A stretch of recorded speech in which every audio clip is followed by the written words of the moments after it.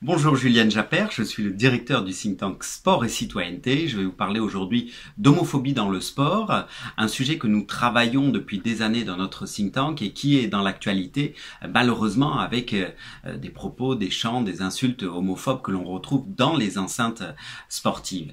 Et en particulier, dans notre actualité, il y a aussi un rapport de SOS Homophobie qui est assez alarmant et qui montre que dans la société, il y a de plus en plus de comportements homophobe, et le sport finalement est un sujet qui n'est pas en dehors de la société et qui est donc aussi un lieu d'homophobie.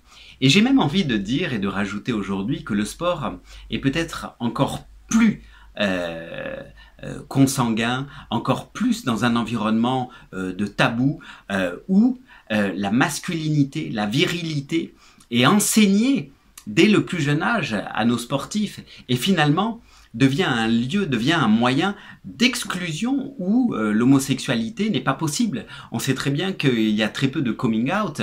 Finalement, les personnes homosexuelles ont le choix, soit elles quittent le sport, le mouvement sportif, soit elles restent, elles acceptent tout type de discrimination. Cela est effectivement intolérable et heureusement, on voit quand même dans notre actualité aussi que les choses bougent. On voit que lors de la journée mondiale de l'homophobie, la Ligue de foot professionnelle va faire des actions symboliques de communication.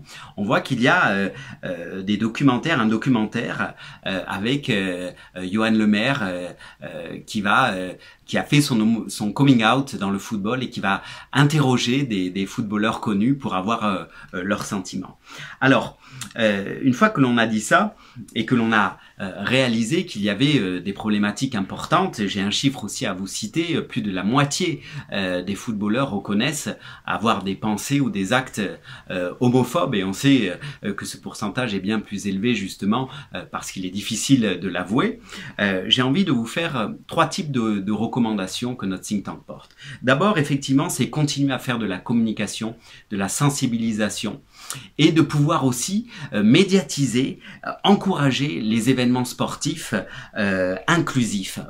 On a été très présent lors des Gay Games, les Jeux de la diversité. Il faut continuer à ça et continuer aussi pour prévenir, pour éduquer, pour expliquer que ces comportements sont intolérables, mais aussi aller au plus près du terrain avec les éducateurs sportifs qui sont sensibles à ces questions de lutte contre les discriminations, mais plutôt, on le remarque, à des questions de lutte contre le racisme.